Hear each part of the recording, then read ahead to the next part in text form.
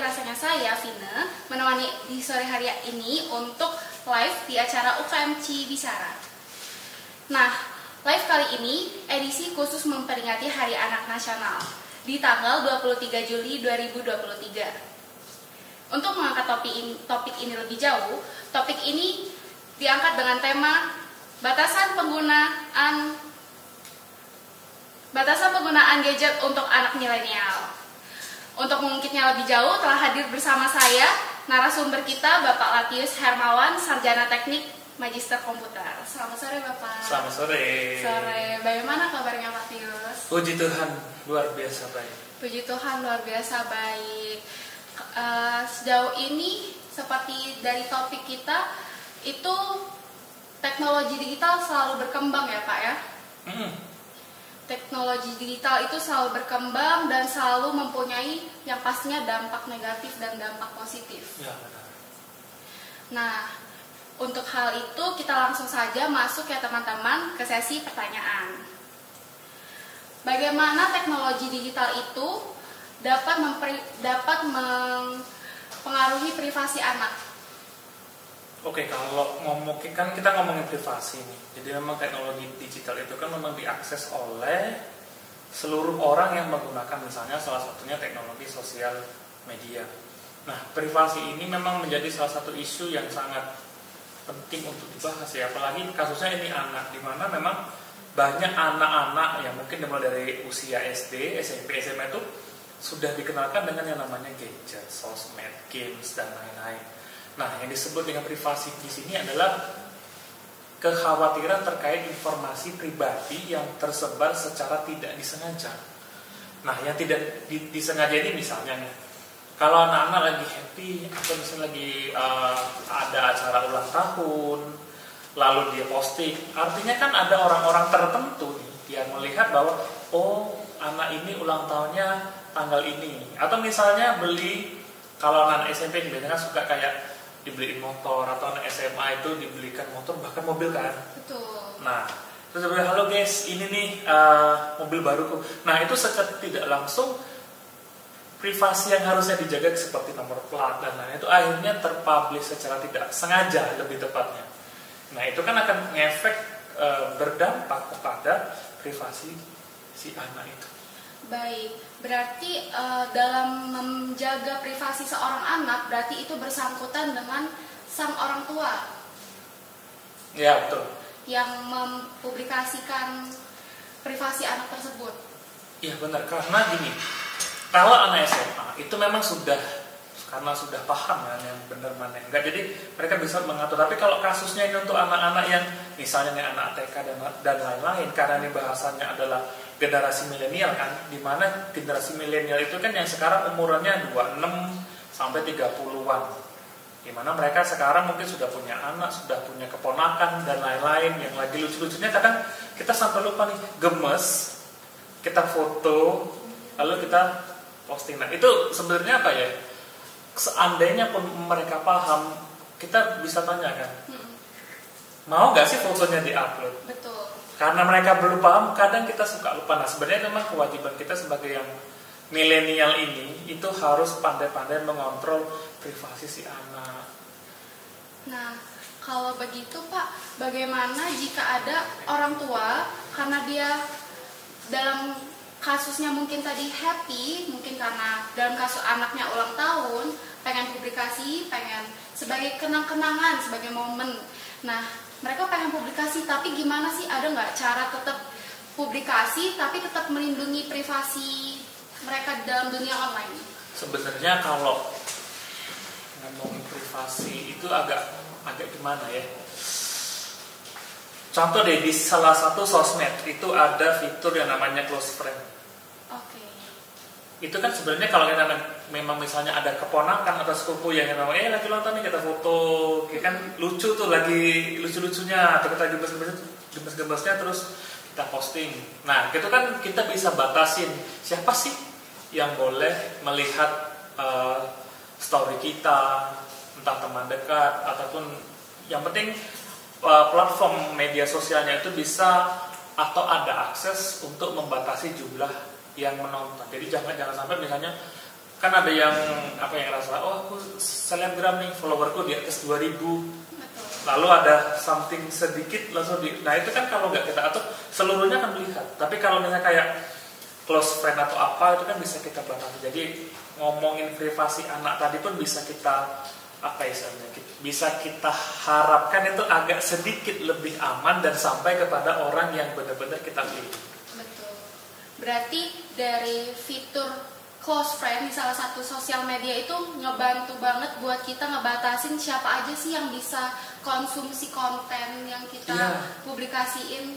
Benar. Jadi sebenarnya kan ngomong privasi itu sebenarnya bukan cuma soal kita sih, tapi bagaimana dukungan misalnya nih dari teknologi itu sendiri, ngamanin akun, ngamanin privasi, atau misalnya pengguna sosmed itu dibatasi umur. Misalkan kalau kita mau buat akun baru, itu kan harus misalnya umurnya harus di atas berapa. Itu salah satu bentuk kepedulian dari industri di bidang teknologi terkait penjagaan privasi. Sedangkan kalau pemerintah pasti sudah jelas, konten-konten yang tidak sesuai umur itu pasti akan dan tidak akan ditampilkan jika memang umurnya tidak atau belum saatnya melihat. Kira-kira seperti itu. Baik, jadi untuk melindungi privasi anak di dalam dunia online itu berarti poin yang saya dapat dari Pak Atius itu kita bisa pilih siapa aja yang konsumsi konten, dan juga itu kembali lagi ke diri kita, itu bagaimana kita mengupload dan mempublikasinya dan siapa saja yang sih bakal konsumsi itu. Dan jadi sebelum kita mempublikasi sesuatu kita harus berpikir dulu Pak ya. Iya betul. Jadi kalau ada bilang kadang ayo anak-anak kita harus edukasi terkait privasi, ya jangan lupa kita yang lebih dewasa dan lebih tua atau istilahnya orang tua itu juga harus diberi edukasi, jangan hanya si anak-anaknya saja. Betul. Karena untuk mengamankan privasi itu harus bareng-bareng, nggak bisa misalnya saya sebagai anak atau saya sebagai orang tua itu nggak bisa, tapi dua-duanya harus mengadakan atau kegiatan untuk belajar bareng bagaimana caranya melindungi privasi. Oke. Nah Pak, selanjutnya nih saya mau bertanya, untuk anak-anak zaman sekarang ini kan selalu berhubungan dengan gadget karena dan teknologi udah maju, jadi mereka juga pasti berhubungan dengan teknologi. Gimana sih caranya kita menjaga anak-anak agar mereka itu terlindung dari resiko negatif dari online? Oke, kalau resiko negatif itu mungkin kita bahas yang paling simpel dari sisi kesehatan. Memang teknologi itu jujur sih bukan hanya untuk anak-anak ya. Tapi kita pun kadang kalau udah nonton film, main game, itu kadang sampai lupa diri. Bahkan sekarang kan banyak televisi itu malah jarang ditonton. Malah orang-orang di rumah ini lebih sering melihat handphonenya karena ada televisi di situ, ada YouTube dan lain-lain hal. Betul, tinggal pilih. Nah, jadi emang salah satunya kalau untuk anak-anak coba untuk dibatasi. Karena jangan lupa ketika kita terlalu bergantung dengan digital, biasanya yang akan menghilang itu adalah dari sisi sosialnya. Bisa jadi kita sangat ekspresif di di dunia digital. Macam kita pede nih, tapi belum tentu kepedean itu sampai ketika kita berada di dunia realnya. Nggak punya teman di dunia nyata, punya banyak teman di media sosial. Nah, itu salah satu dampak negatifnya. Apalagi kalau untuk anak-anak ya, kurang jam tidur, besok pagi mau sekolah, tugas belum buat, belum lagi kadang banyak anak-anak itu yang pagi sekolah sampai sore, nanti habis pulang sore dia kursus, jadi nggak ada kesempatan. Nah, takutnya juga kadang efek dampak seperti itu mereka mengungkapkannya itu lewat media sosial yang mereka punya. Betul.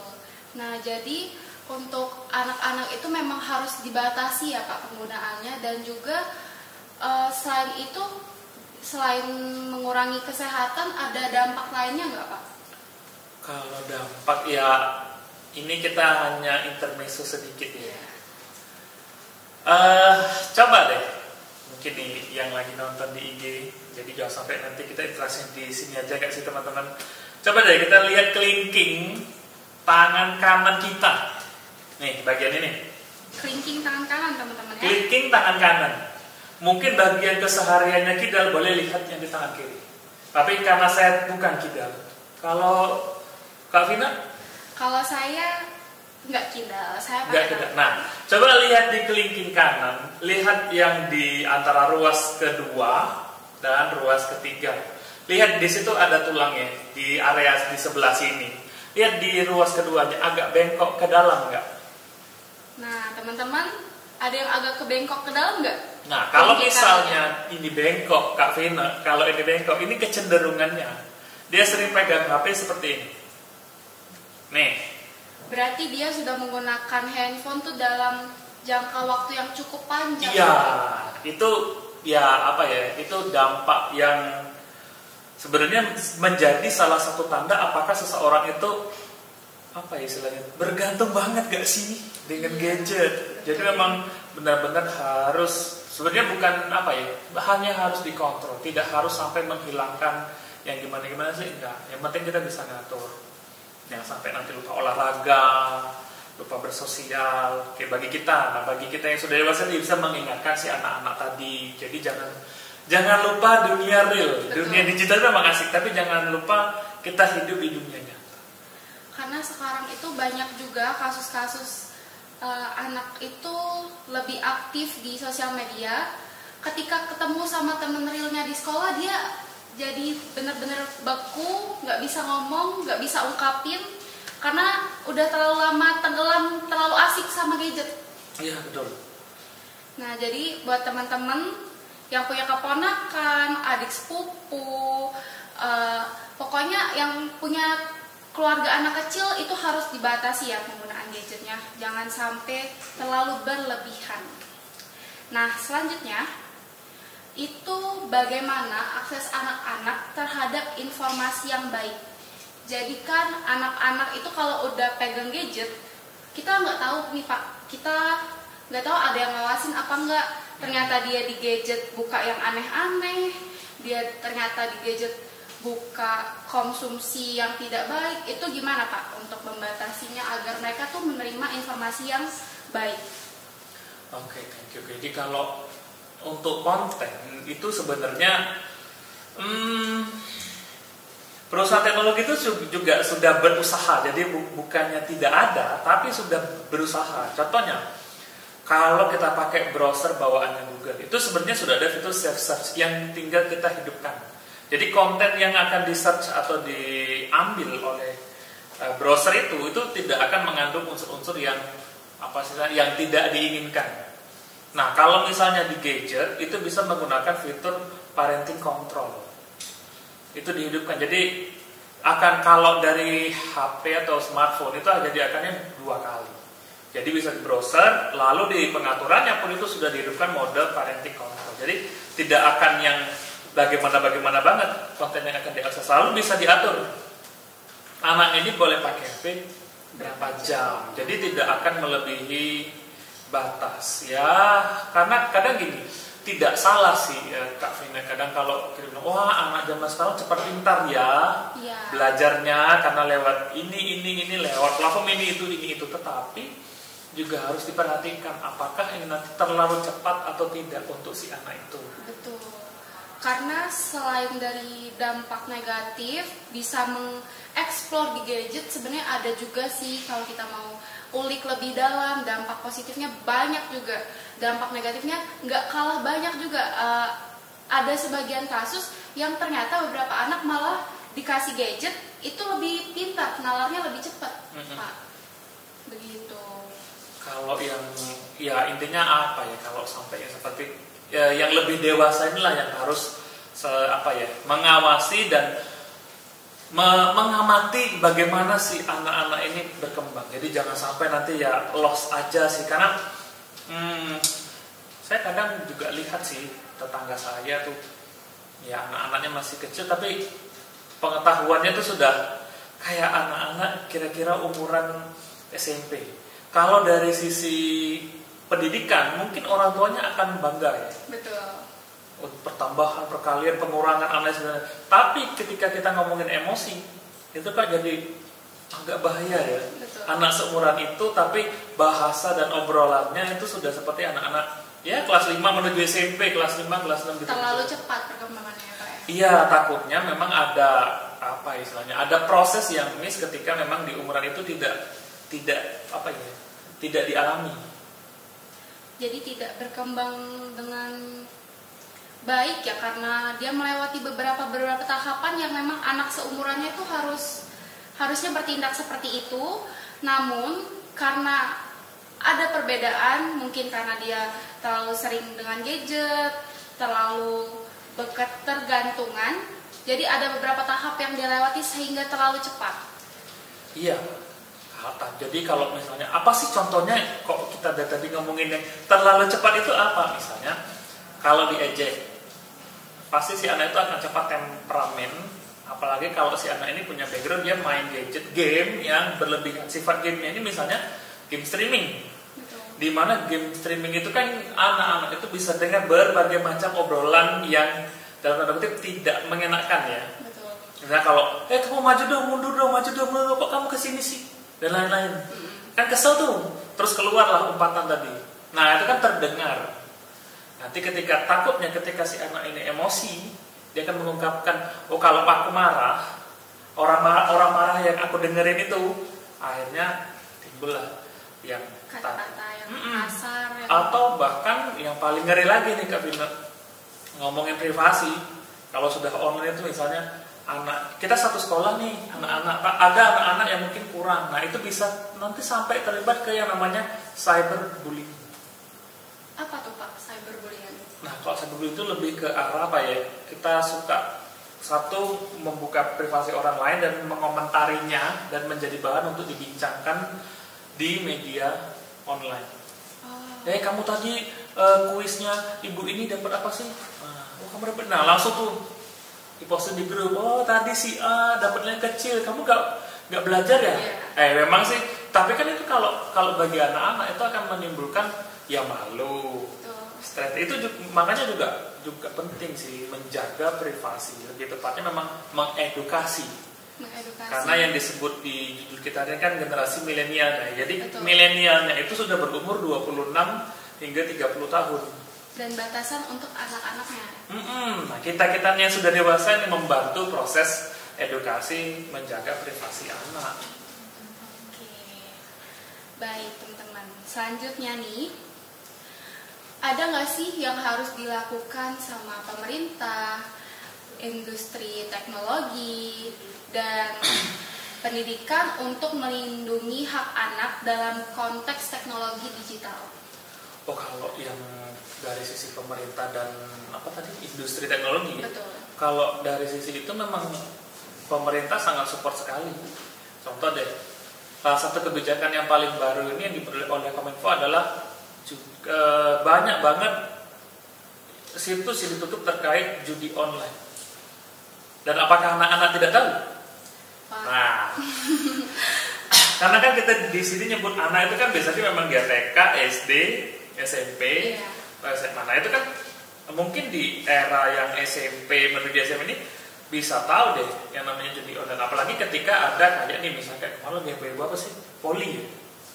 Iya kayaknya Pak. Voli atau badminton. Jadi kayak siapa nih menang nih? Nah model-model judi online seperti itu yang banyak sekarang gitu. Oh iya. Nah itu kan apa ya? Tandanya pemerintah pun ikut mendorong istilahnya ya, menjaga privasi. Kan kalau kita ikut judi online itu nggak mungkin kan tidak buat akun, nggak masukin email, nama dan lain-lain. Nah itu harus kita jaga. Jadi pemerintah pasti support. Kalau dari sisi teknologi informasi ya sebaiknya kita pilih platform yang kira-kira data kita ini terjaga. Nah tahu dari mana itu terjaga? Ya dengan cara edukasi. Baik. Jadi memang yang kita cari itu ya konten-konten yang mengedukasi, belajar, menghibur. Jadi jangan sampai nanti jatuhnya ke arah yang negatif. Kalau dari pendidikan pasti sangat mendukung ya Pak ya? Oh kalau pendidikan sih pasti saya rasa dari sejak dari sejak KB, PAUD, TK, SD, SMP, SMA itu pasti sudah diajarkan paling tidak nih minimal Kak Vina cara bertutur kata yang baik. Betul. Nah lalu misalnya lagi bagaimana cara menjaga perasaan itu kalau anak-anak udah paham pasti dia akan sadar, oh iya ya emang misalnya kalau dia lagi curhat, kalau aku ngomongin ini tentang temanku pasti temanku sedih. Nah ketika dia bisa berbicara seperti itu artinya apa coba? Anak ini sudah paham, oh nggak boleh ngomong kayak gini, nanti temanku sedih. Itu juga menjaga privasi dan latihan. Kalaupun itu nggak boleh, artinya aku juga harus menjaga dong. Jadi pentingnya apa sih istilahnya ya, hubungan erat kali ya antar keluarga. Ya kita kadang yang jadi om, yang jadi tante, yang disusuk ya nggak sih? Antar lingkungan. Iya, bisa saling support. Baik, kalau kontribusi dari pihak masyarakat juga perlu nggak Pak? Nah kalau masyarakat itu memang butuh apa ya? Butuh bantuan ya, satu pasti pemerintah untuk terus menerus mengedukasi masyarakat ya. Jangan sampai, contoh deh, kayak sebelum itu kan banyak banget hoax, kabar yang belum tentu pasti. Itu kan kalau sampai terkonsumsi oleh orang dewasa itu mungkin masih bisa nih kita filter ya. Benar nggak sih ini? Nah kalau anak-anak, jadi memang apa sebetulnya literasi digital itu penting. Jadi jangan sampai kita nggak tahu, nggak paham, yang akhirnya nanti akan ya tadi efeknya buruk. Dan bisa jadi nanti karena kita nggak terlalu paham, jadi kita ini sudah secara sengaja, bukan secara sengaja ya, tidak sengaja menyebarkan data kita atau privasi kita keluar. Jadi privasi dan data-data kita ini penting banget ya. Penting, apalagi kalau untuk anak nih. Saya cerita satu lagi ya Kak Vina. Ini mungkin ada yang setuju, ada yang enggak. Kalau kita pernah melihat di jalan, ya nggak sih di jalan orang bawa mobil, lalu di belakangnya ada tuh gambar anak-anak, ayah, bunda, nama anak nih, nama anak satu, nama anak kedua, terus pokoknya nama ada lengkap lah di situ. Itu kan sebenarnya secara tidak langsung kita ngasih privasi, karena beberapa tahun lalu tuh saya juga pernah baca ya, ada kasus di mana orang bisa dalam kasus penculikan kali ya, karena tahu kan tiap hari kita di dalam kota lihat kan, oh ada ini ngantarnya ke sekolah ini, oh nama ayahnya ini, kan biasanya tuh gambar ayah namanya siapa, gambar ibu namanya siapa, lalu ada gambar anak, jadi oh saya ini temannya papamu ini kan. Nah betul. Itu efek tidak bermaksud, tapi itu bisa jadi kasus buruk untuk anak-anak. Hanya dengan nama. Jadi hati-hati loh yang lagi nonton nih. Kalau kalian ulta tiba-tiba posting happy birthday. Tidak semua yang kalian tidak semua teman kalian itu istilahnya melihat atau kadang ya semoga teman-teman kita ini teman-teman yang baik atau tidak ada hal-hal buruk lah. Jadi jangan terlalu sering, atau bahkan misalnya tiap hari Anda posting nih makan minum di salah satu mall, itu kan bisa jadi kita lihat pola. Karena sekarang kan Pak banyak sekali influencer itu yang sering publikasiin anak mereka, entah itu lagi makan, minum, setiap pergerakan istilahnya, pergerakan, pindah tempat, lagi mau sekolah, lagi mau refreshing, itu menurut saya privasinya kan sangat sudah tersebar. Jadi ada nggak sih kayak edukasi buat sang influencer tersebut, atau mereka butuh kesadaran diri sendiri? Kalau untuk pertanyaan Kak Vina yang ini agak ngeri-ngeri sedap jawabnya ya. Jadi jalan tengahnya gini aja sih, generasi milenial ini kan sudah dewasa juga ya, sudah punya keluarga dan lain-lain. Mereka pasti tahu lah mana yang baik, mana yang enggak. Tapi memang kalau ketika mereka sudah posting, ya saya rasa mereka sudah paham lah resiko dan apa yang harus ditangani. Itu banyak juga kan, misalnya influencer yang seperti itu posting dia lagi jemput anaknya sekolah. Nah, semoga memang orang tua itu bisa terus menjemput dan mengedukasi si anak, jangan sampai kamu dijemput sama yang lain ya, jangan mau. Nah jadi ya sebenarnya gini, tetap selalu ada cara untuk menanganin istilah yang namanya privasi dari orang tua. Ya sebenarnya apa ya? Saya tidak bisa bilang itu baik atau buruk ya. Itu tergantung kacamata kita masing-masing. Tapi sih saya harapkan memang mereka yang seperti itu pasti sudah tahu apa yang harus dilakukan. Pasti mereka sudah juga memikirkan resiko untuk anaknya dan juga pasti sudah memberi Iya. pengamanan yang lebih. Ketika kita menjadi influencer, harusnya kita yang lebih dewasa juga udah paham apa yang harus kita pahamin, keamanan privasi dan lain-lain, dan apa saja yang harus dikonsumsi oleh orang yang melihat kita. Gitu Kak Vina. Jadi untuk anak-anak yang selalu berhubungan dengan gadget maupun teknologi digital, itu mempengaruhi nggak sih kesehatan mental mereka? Kesehatan mental itu sih kalau dari pandangan saya sebagai backgroundnya orang IT, semua itu ketika sudah agak terlalu, bukan berlebihan lagi kalau menurut saya, tapi kalau istilahnya bergantung itu pasti sudah jadinya sangat memberi efek negatif. Misalnya sebelum tidur nonton YouTube, sebelum ini terus nonton apa dulu di platform-platform lain, itu kan sebenarnya juga menjadi ketergantungan ya. Padahal kayak sekelas YouTube tuh kan ada yang namanya fitur yang namanya YouTube for Kids. Nah itu salah satu bentuk kepedulian YouTube terhadap anak-anak. Dan iklan yang masuk pun itu ya memang iklan yang dikhususkan untuk anak-anak, misalnya kayak iklan susu atau iklan media kursus yang membutuhkan para calon-calon siswa-siswi ini bisa iklanin di situ. Jadi emang sebenarnya kalau dari sisi industri itu pasti sudah sangat support. Nah tinggal kita yang jangan sampai nanti menimbulkan efek yang berbahaya. Yang penting jangan ketergantungan. Ketergantungan itu bahaya ya. Iya. Jadi kalau menurut saya sih, untuk anak-anak yang belum perlu dikasih gadget sebaiknya sih nggak usah Pak. Karena gimana ya, kalau dari saya sendiri sebagai anak muda itu melihat anak kecil sekalinya yang udah kena gadget itu pasti mau dikasih batasan itu susah. Maksudnya karena mereka punya dunia sendiri di gadget. Iya. Selalu mau makan nonton dulu, mau tidur nonton dulu. Kadang kan juga sampai orang tuanya ngomong nggak didengerin karena ketergantungan tadi. Jadi kalau sampai kayak gitu tuh gimana ya?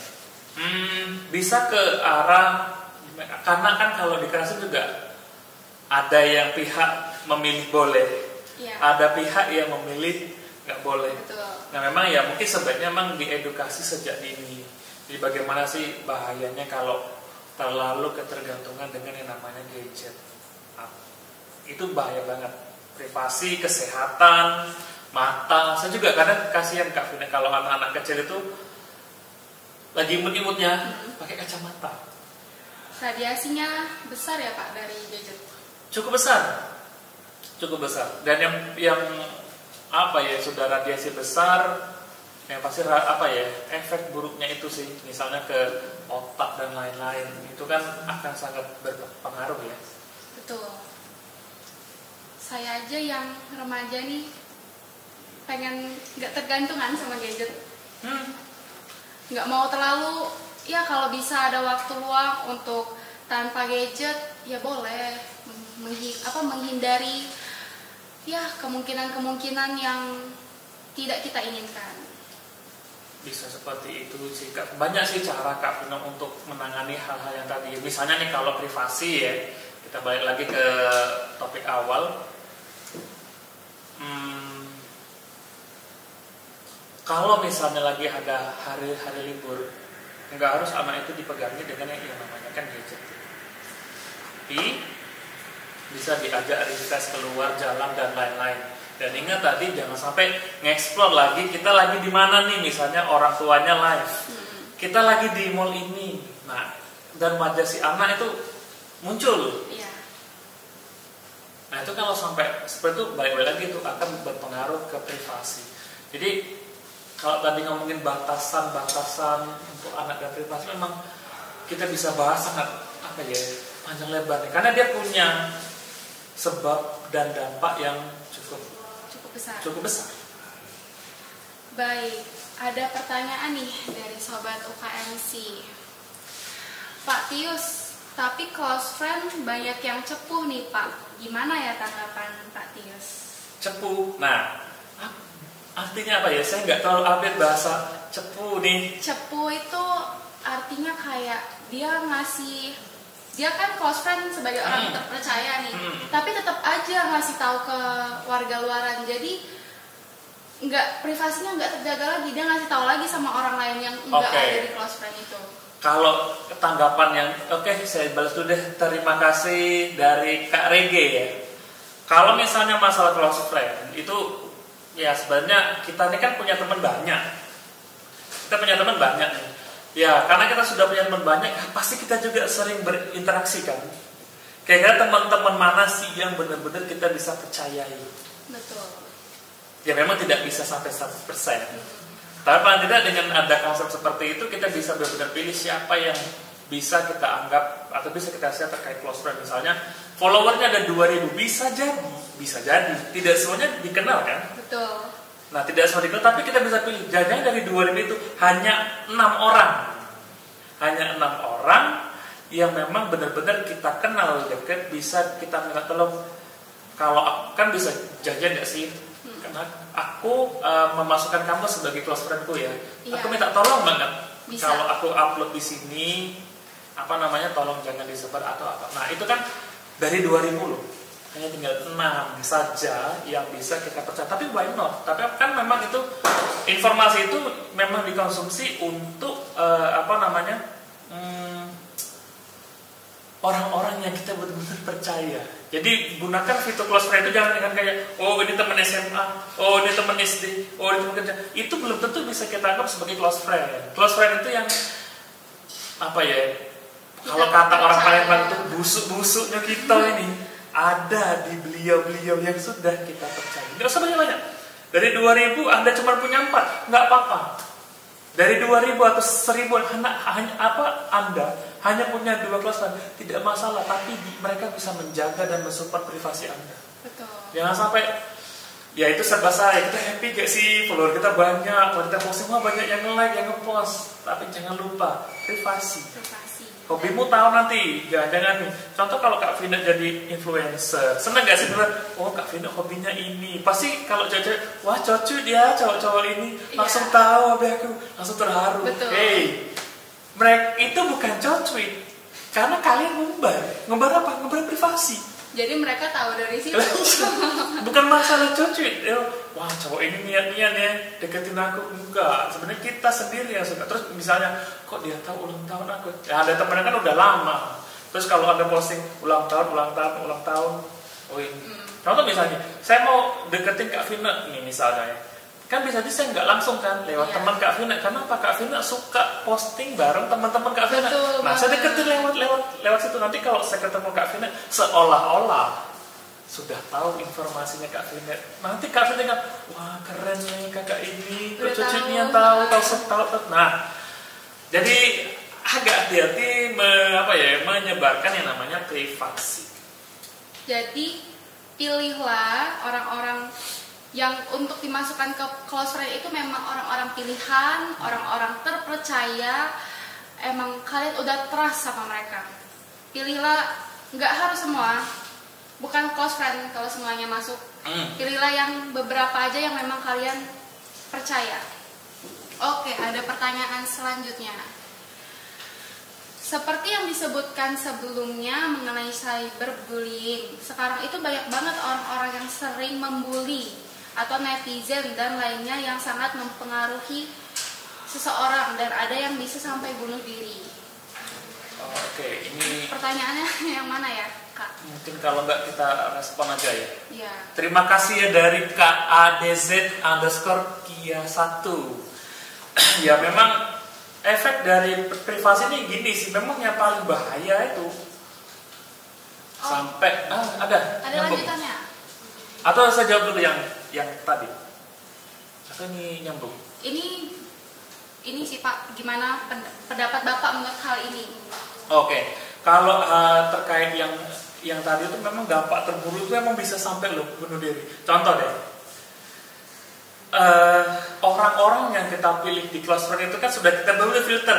Betul. Tapi ingat, manusia itu tidak bisa dimodelkan, nggak bisa. Kalau kalian patok kayak misalnya orang ganteng seperti ini, orang cantik seperti ini, nggak bisa dipatok. Jadi nggak bisa kita percaya juga 100%. Kejadiannya gini, putus cinta nih guys, putus cinta terus di close friend dia curhat sesedih-sedihnya. Betul.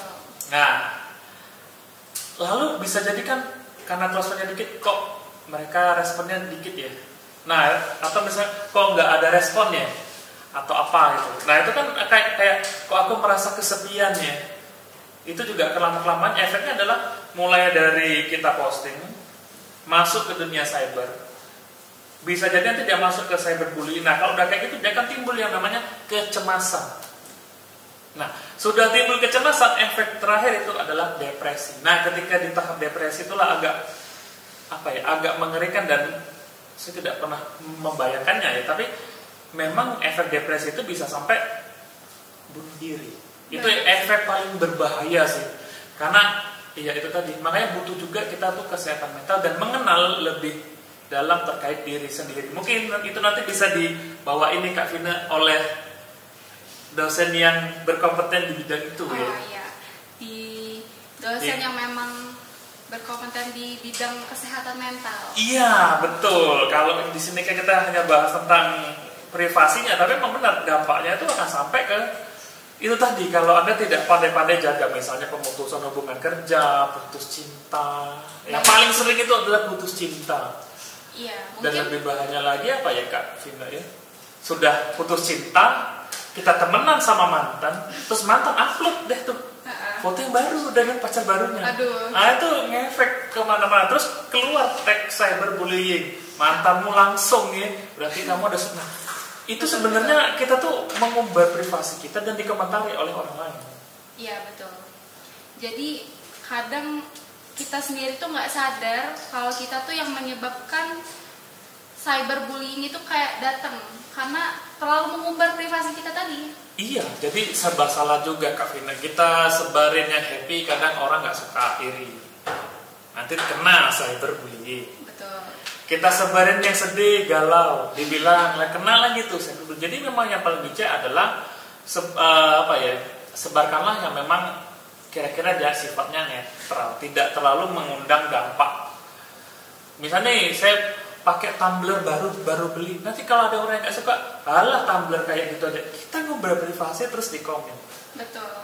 Karena kita nggak bisa ya untuk mengontrol orang-orang. Betul, yang nggak bisa bisa. kita kontrol itu diri kita sendiri. Makanya memang kalau kita nggak mau jadi influencer, misalnya yang lagi nonton nggak mau jadi influencer, ya dibatasi saja deh. Kalau lagi ada yang mau follow akun sosmed kalian, ya bisa kalau nggak kenal ya nggak usah diizinkan untuk mengikuti kalian dan melihat konten dari ya, yang kalian posting di sosmed kalian masing-masing. Baik, udah terjawab ya Kak pertanyaannya. Kita lanjut. Usia berapa idealnya anak mulai pegang gadget secara mandiri Pak? Terima kasih dulu deh untuk pertanyaan dari Kak Restu. Jadi usia berapa yang paling ideal untuk memulai pegang gadget secara mandiri? Kalau pegang gadget secara mandiri mungkin kalau versi saya ya, itu mungkin bisa di usia SD. Tapi balik lagi, yang mengenal si anak ini adalah si orang tua. Jadi orang tua lah yang bisa mengamati dan memahami kapan dia butuh. Kalaupun butuh, seberapa besar butuhnya. Betul. Kalau nggak harus beli, dipinjemin. Kalau bisa dipinjemin, berapa menit atau berapa waktu yang diperbolehkan untuk mengatasi kebutuhan si anak tadi. Saya rasa kalau belum sekolah mau untuk apa? Hiburan tuh, mungkin bisa sih kalau hiburan sedikit-sedikit. Tapi jangan lupa lo Kak Vina, enak lo main pasir. Atau misalnya main-main di kubangan bahasanya. Atau berhubungan dengan alam, jalan-jalan ya bersama orang tua ke pantai.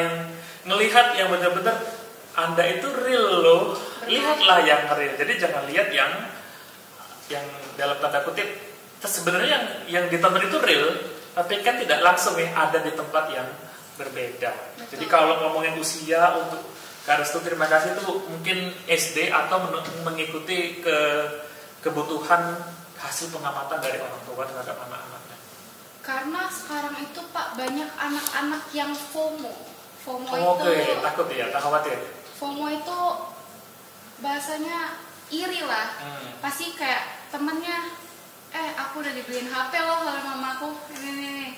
Pasti dia kayak kebanyakan kayak anak-anak sekarang tuh, mau HP juga dong teman aku nih. Ya. Iya Pak.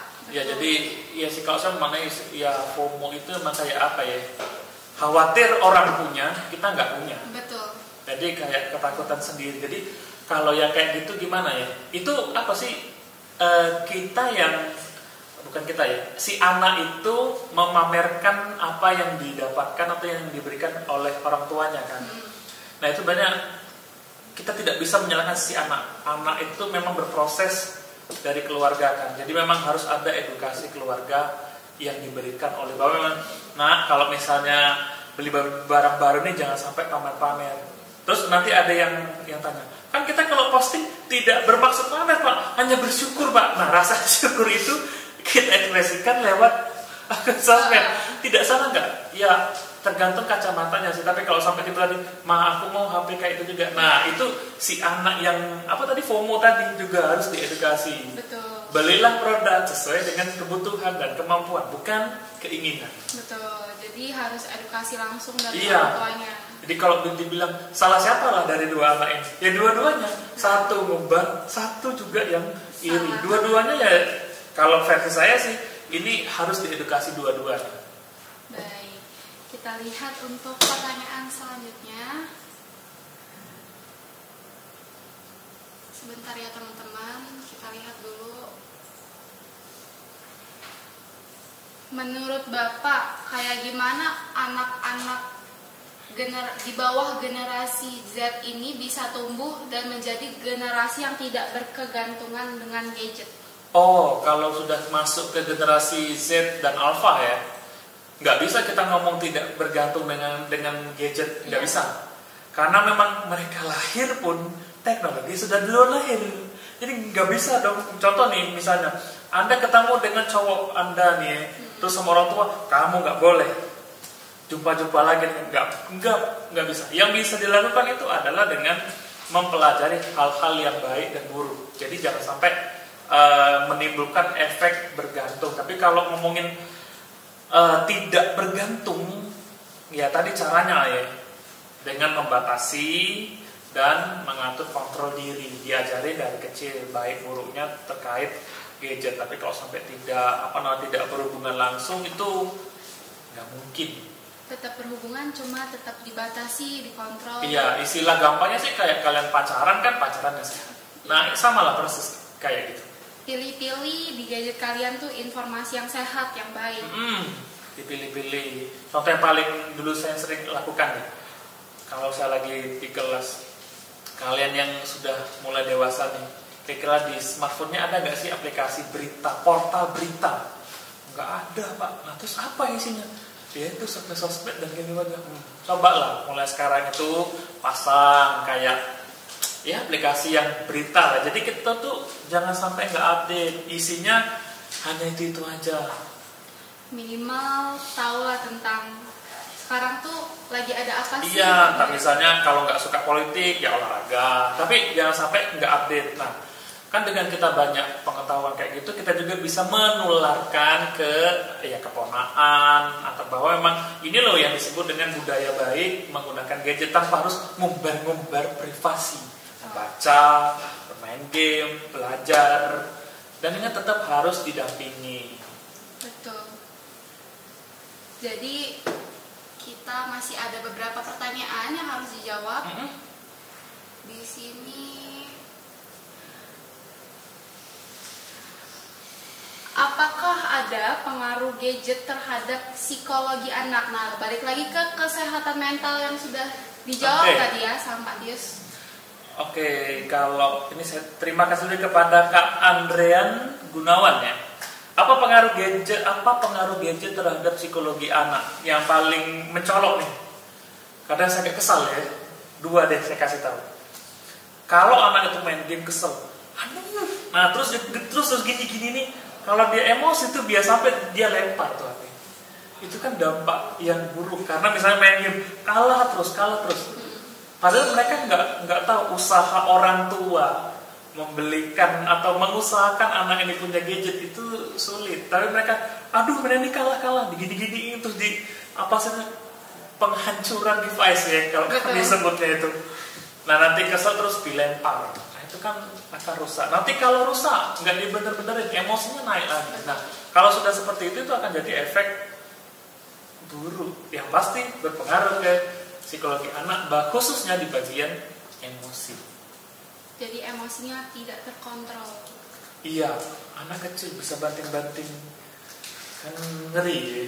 Banyak sih. Coba kalau perangkatnya yang 2 digit, kan sayang. Ngerinya lagi adalah ketika anak seperti itu, orang tuanya nggak sadar terus ngamuk, marah, melakukan emosinya ke si anak. Itu lebih bahaya lagi. Karena apa tadi? Karena gadget terus turun ke emosi, turun ke psikologi. Nah ngaruh deh ke psikologi. Jadi kalau ini mau dijawab, apakah ngaruh gadget terhadap psikologi anak? Iya, bahkan ke orang tua si anak. Jadi bukan cuma ke anak saja. Baik. Yang kedua apa Pak? Apa nih? Yang kedua, Bapak bilang ada 2 yang mempengaruhi psikologi. Tadi emosi. Terus yang kedua itu biasanya dari sisi keterampilan atau omongan. Iya, hati. Jadi kalau tadi dari sisi gerakan, ini dari sisi omongan dan respon yang agak gimana ya. Jadi kalau ngomongin yang efek psikologi memang paling rentan itu ada di emosi sama di gerak-geriknya. Misalnya dia sabar, terus misalnya si anak sabar nih, tiba-tiba gagalin, biasanya dia cuma pakai verbal, pakai gerakan juga. Itu kan sudah 2 ya. Belum sampai dampaknya tuh kemana-mana. Belum kalau dia misalnya marah, tutup pintu, kunci pintu. Karena macam-macam. Tidak, itu sudah lewat batasan sih yang seperti itu biasanya Pak. Nah iya, karena karena kalau udah ngomongin smartphone itu kita tidak bisa hanya ngomong privasi, tapi pasti ngomongin berbagai macam hal yang ada di dalam kehidupan. Karena memang kehidupan kita sudah menyatu dengan teknologi. Jadi tidak hanya ngomongin psikologi, bisa ngomongin keuangan, pulsa tuh, ya kan? Oke. Nah Pak Vina sendiri mau tanya nih, pertanyaan pribadi. Tadi terkait dengan keterampilan, itu kan sekarang tuh kita bisa akses apa aja sih di Google, di search engine. Iya.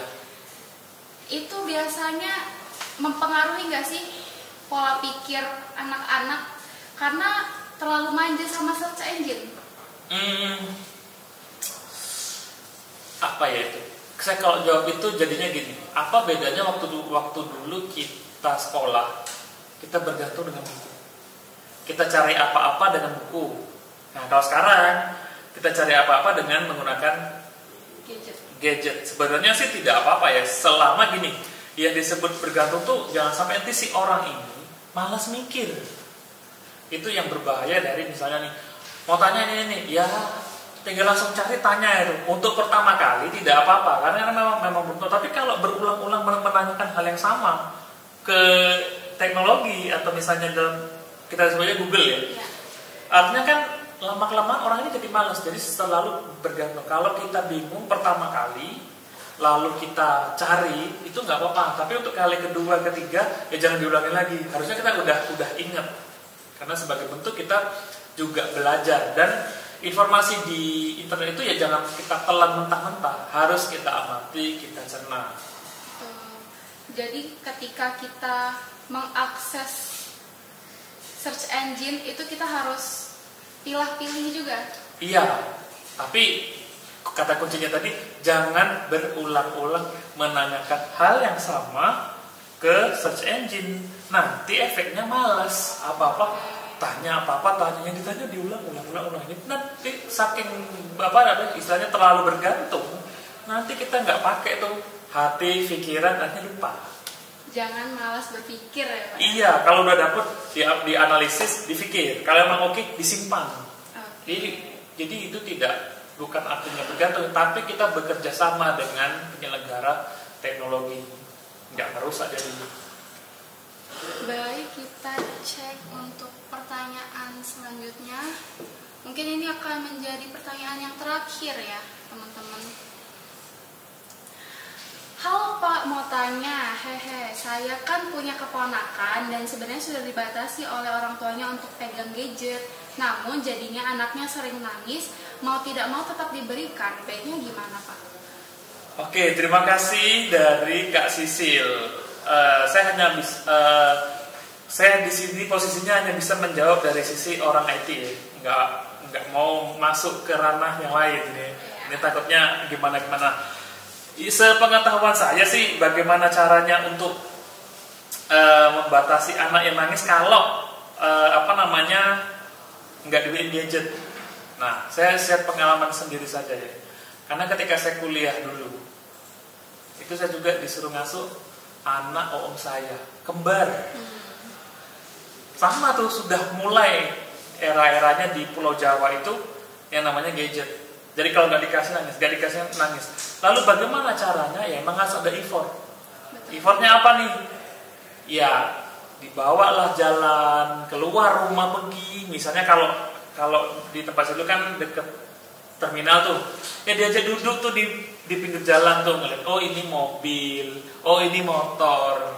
Nanti kalau misalnya capek, ya dibeliin minum. Intinya adalah bagaimana perlahan-lahan bukan membuang ya, mengalihkan bahasanya, mengalihkan pikiran si anak itu biar gak di gadget-gadget aja gitu. Nah, atau ngeliat kan suka tuh dibeli jajannya, makan, diajak ngobrol atau main-main atau olahraga tuh, main-main lari-lari. Itu juga salah satu cara sih. Nah, mungkin kalau dari sisi orang yang berkompeten di bidang psikologi anak khususnya, mungkin punya tambahan preferensi yang lain yang lebih jelas. Gitu ya, Kak Sisil. Dia ngasih keponaan ya, semangat. Jadi diberikan opsi lain ya? Iya, kita ada effort, diajakin main-mainan apalah, entah baju kalau di rumah. Tapi memang harus ada effort. Tapi kalau ketika nggak bisa dan anak itu harus ditinggal, ya mungkin salah satu opsinya apa sih, babysitter ya? Babysitter. Nah, harus ada yang menunggu. Kalau memang nggak ada ya kadang tidak bisa menyalahkan ya. Karena itu memang adalah jalan terakhir. Nggak bisa lagi kita usaha apapun nih, misalnya orang tuanya dua-duanya kerja dan lain-lain, nggak ada yang nunggu, atau dititipkan ke misalnya banyak kan tempat penitipan anak ya yang ada diasuh oleh suster dan lain-lain, yang memang itu sifatnya mengedukasi. Jadi intinya dialihkan aja deh pikirannya. Oke, sebelum menutup live kita pada sore hari ini, kita akan memberikan pertanyaan terakhir terkait dengan apa sih pesan penting untuk masyarakat agar mereka bisa lebih menjaga privasi anak. Oke. Kalau menjaga privasi anak, mungkin yang pertama itu jangan selalu masukkan anak itu ke dalam konten yang memang dikhususkan untuk orang tuanya. Atau kita nih yang punya keponaan, ya jangan selalu memasukkan ya, karena agak berbahaya terkait privasi walaupun wajahnya ya. Kan kita juga sudah tahu nih, banyak AI sekarang yang hanya bermodalkan foto kepala, itu badan bisa diedit sedemikian rupa. Kalau dulu mungkin ada pakai aplikasi ya, yang editingnya mulus. Sekarang enggak, sudah ada namanya AI ya, bisa mengedit sendiri. Dan jangan lupa nih, selalu update tentang literasi digitalnya, belajar tentang coba deh cari info terkait bagaimana cara menjaga privasi di salah satu platform sosmed yang paling sering kita pakai. Dan jangan lupa banyakin aktivitas di luar yang tidak menggunakan gadget. Intinya gadgetnya sih, karena kan kita suka greget sama jayanya tuh, pengen ngumbar di gadget. Kalau kita dulu hanya ngumbar ke tetangga kan 1-2 orang kan. Kalau di sana kan teman-teman kita banyak nih. Beda kalau kita konsepnya influencer berbisnis. Memang kita butuh banyak si penonton. Tapi kalau memang itu tidak harus dikonsumsi oleh si penonton, ya kita simpan aja baik-baik untuk kenangan kita simpan. Sama seperti zaman sebelum adanya gadget. Jadi orang lebih menjaga privasi. Jadi privasi itu sangat penting, dan jangan sampai kita semua tidak memahami kok bisa ya orang tahu. Kalau sampai orang tiba-tiba tahu, artinya kita jangan-jangan kita sendiri yang ngumbar atau orang lain teman dekat kita yang mengumbar privasi kita. Kurang lebih seperti itu ya Kak Vina. Baik, terima kasih Pak Oke, Agus sama-sama atas waktunya dan kesempatannya. Dan juga terima kasih buat teman-teman yang udah meluangkan waktunya untuk nonton live hari ini. Thank you ya. Dan kami berdua mohon maaf apabila dalam tutur kata masih ada yang kurang baik dan kurang berkenan di hati kalian. Saya Vina, pamit undur diri, sampai jumpa.